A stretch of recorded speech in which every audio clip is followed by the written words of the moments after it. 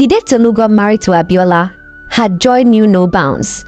She was 38, the age where most of her mates had gotten married and even finished giving birth to children. God had finally heard her prayers.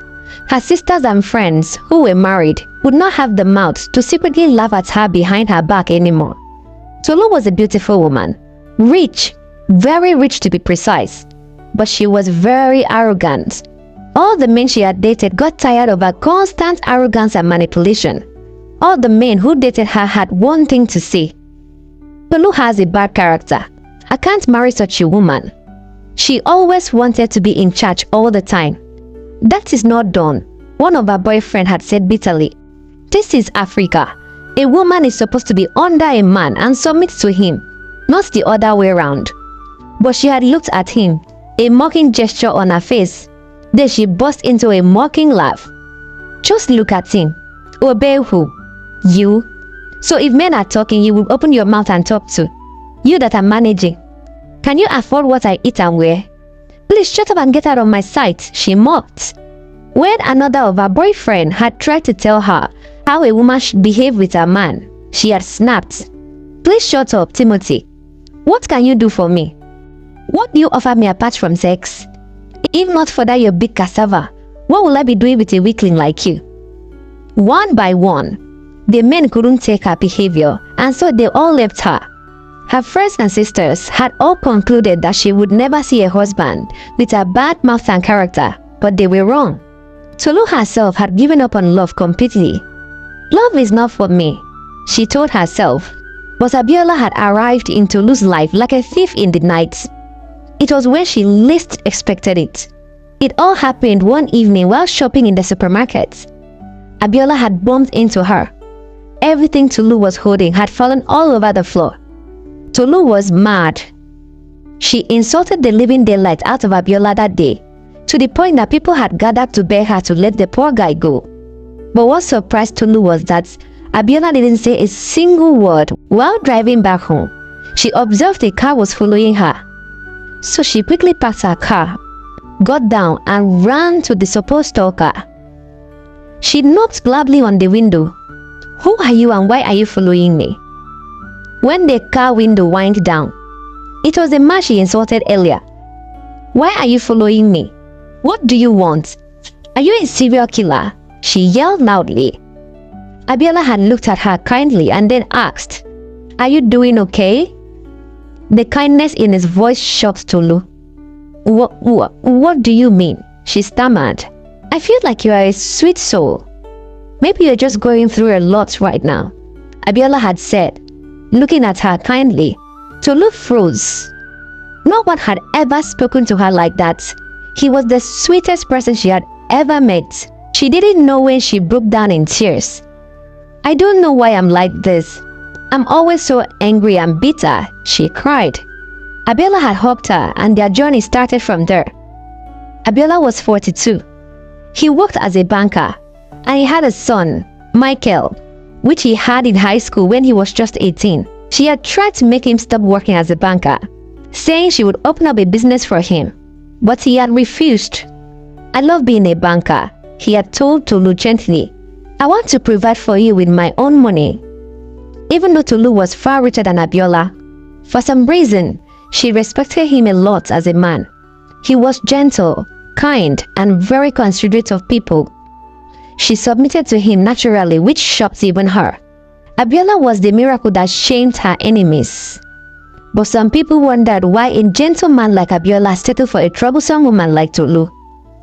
Let's see how long they will last. Some people said at their wedding reception, while eating their wedding jollof rice, when they finally returned from their 1-month honeymoon from Paris, Tolu summoned all her domestic staffs and gave them strict instructions on what to do, especially when it came to her husband. Listen up, all of you. You guys can see that my husband is the quiet type. He doesn't like talking too much. So I want you people to be very vigilant. Do what you are supposed to do on time. Polish his shoes, wash and iron his clothes, cook his favorite meals on a daily basis, and make sure that there is always food on the table once he returns from work. I don't want to hear any other story. Do you all understand me? She instructed sternly. Tolu had somehow convinced Abiola to move into her house after their wedding, since it was bigger and better than his own house. 6 months later, Michael, Abiola's son, came visiting. At 22, he had just finished his final exams in the university. Tolu had feared that Michael would not like her, but the opposite was the case. Michael adored her. Their family was happy, laughing at dinner, watching television series together, going on short vacations together. It didn't take long before Tolu and Michael became very close. They were always together during the weekdays while Abiola worked at the bank. You know how banks are. You go early and return late. Tolu was glad that Michael was around, but soon her friends began to talk. Be careful with this boy, you, so he will not catch feelings for you. One of her friends had said, you spend too much time with this young man and it's not healthy. He has blood in his veins, so. Another said, concern written all over her face. But Tolu brushed it off, laughing about it heartily. He is not like that. He's just a sweet boy who loves being around me as his mother.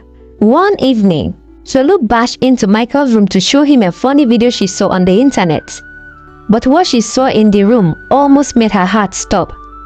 Michael, who had just finished having a shower, stood there naked. The phone fell from Tolu's hand. She stared at his big cassava, her mouth open in total shock. Michael quickly wrapped a towel around his waist and asked her what she wanted. But she had forgotten what she wanted.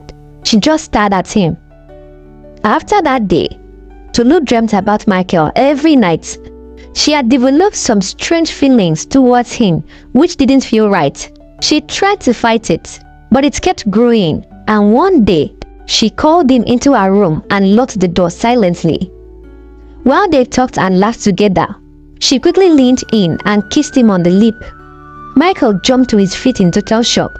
What are you doing? He asked, clearing his lips. I want you, Michael. I have not been able to stop thinking about you since I saw you that day.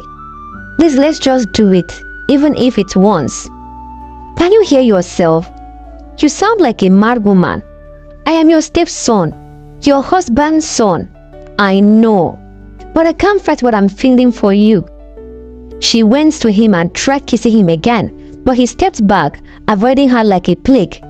I can't do this to my father. Never. He unlocked the door and left the room. Their relationship dwindled like a local lamp out of kerosene.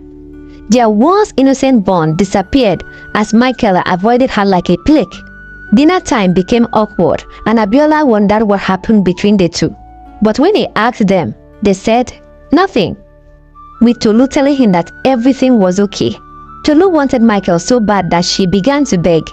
But no matter how she begged, Michael refused her request. However, when the way she approached him didn't work out, she decided to use the hard way. She called him into her room one hot afternoon. When Michael entered the room, he saw her laying stark naked on the bed, her legs spread wide open. Michael stood by the door, stunned. You don't have to sleep with me, Michael. All I want you to do is suck me, she said casually, looking down at her private parts, flashing him a seductive smile. My money will be yours. All you have to do is just do as I say. Michael shifted uncomfortably. Why are you doing all this? He asked. See, I will give you 5 million naira if you suck me right now. Michael's mouth dropped. He had never seen that kind of money before. He has not even seen 500k, let alone 5 million. Tolu saw that what she was doing was working, so she pressed on. It's not like we are having sex now, so you are not doing anything wrong. Tolu continued, observing the confusion on his face as he opens her legs wider. Michael finally gave in. They indulged in oral sex every day until Tolu was satisfied. You see, Tolu loved oral sex so much. All the men in her life gave it to her, but not Abiola. He had made it very clear from the start that he didn't want it and he would never indulge in it. Tolu had accepted to stay without it so he wouldn't lose him. However, she had secretly wished he would change his mind one day. But now, she was glad that she found someone who gave it to her better than she had ever expected. This continued for months, and Tolu enjoyed herself every single time. But my people, how long would two people indulge in oral sex without actually doing it? It didn't take too long, my people.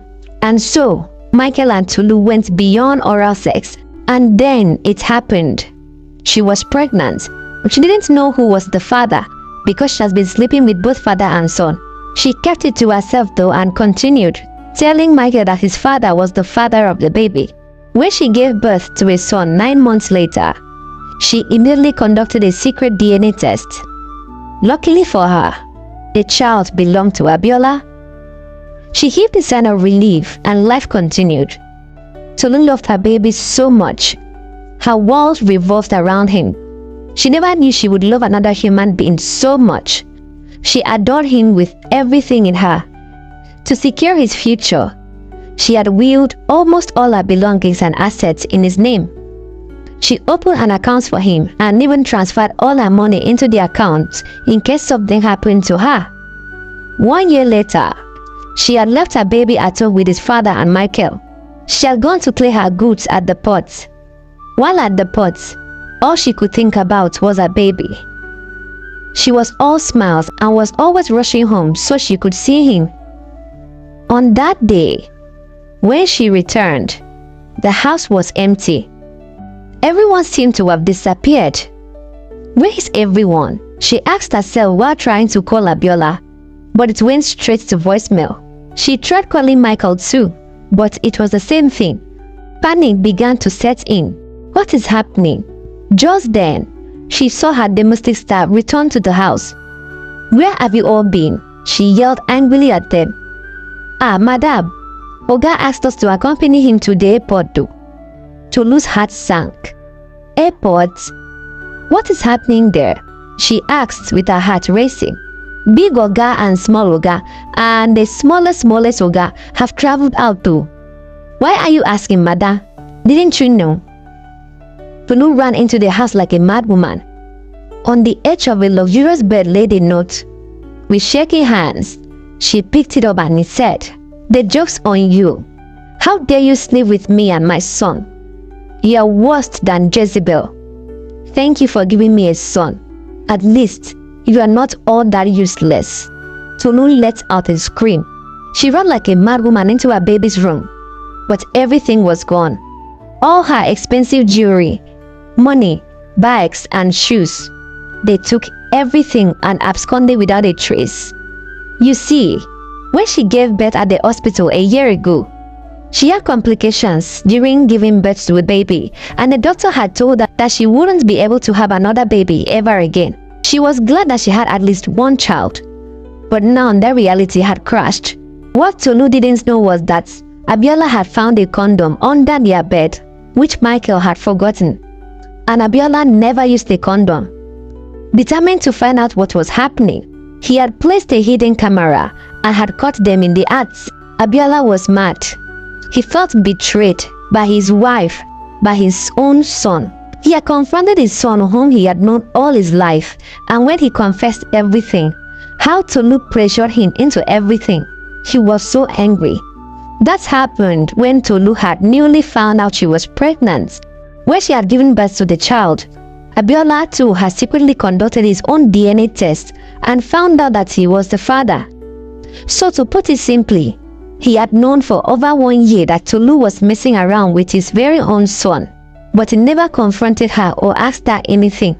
He waited, planning his perfect revenge. Tolu began to run around, trying to get her baby back. He couldn't imagine life without her baby. She hired a private investigator, but they couldn't find anything on Abiola and her baby. She wept every day, crying and yearning for her baby. The grief became so much that slowly she began to lose herself. Desperate, she went on social media and confessed everything to the public in hopes of reaching Abiola. She cried and begged for forgiveness. She even begged everyone to help her beg Abiola to return her baby. But instead of helping her, people began to throw all kinds of shades and insults at her. "You are worse than the devil. How could you do that to someone who loved you?" One user had said. "You deserve what you got. Serves you right. You devil," another user had said. Slowly, with everything happening all at once, Tolu had slipped into depression. Her friends and family tried everything they could to help her, but Tolu didn't get better. Instead, she got worse. She was admitted in a psychiatric hospital, hoping she would heal there and start afresh, but it never happened. For 10 years, Tolu lived in the hospital, calling out her son's name every day, imagining what he looks like now after 10 years. She sat at the door every day, looking out the pavement that led to the road, hoping Abiola would return with her son, but he never did. 12 years later, after Abiola disappeared with her baby, one fateful evening, Tolu was found hanging from the ceiling in her room. She had taken her own life. On the bed lay a short note she had written. It said, "This pain is too much for me. Let me go home and rest. Abiola, I forgive you for taking my source of joy away from me. And I forgive myself for hurting you that much. Please take care of my son. I hope he is happy. In my next life, I want to be a better person." Some nurses had broken down in tears as they read the notes. Tolu was pitiful. Her life had taken such a sad and tragic turn, and they all felt sorry for her. That evening, as her sisters tried to take her body out of the hospital, Abiola and Tolu's son came to the hospital. Everyone looked in shock. "Finally, he is here," he whispered. Abiola had finally had it in him to forgive Tolu, but he came too late. He broke down when he saw Tolu on the stretcher. She was a total contrast to the woman he knew. There was this sadness on her face. Her sister gave him the note, and he cried bitterly while reading it. Abiola whispered something in the boy's ears, and he walked slowly to where Tolu led. He held her hand gently and said, "Mommy." And just then, it seemed like the sadness on Tolu's face had disappeared. She looked peaceful, almost like she was smiling. Finally, her heart was at peace. She could now rest in peace.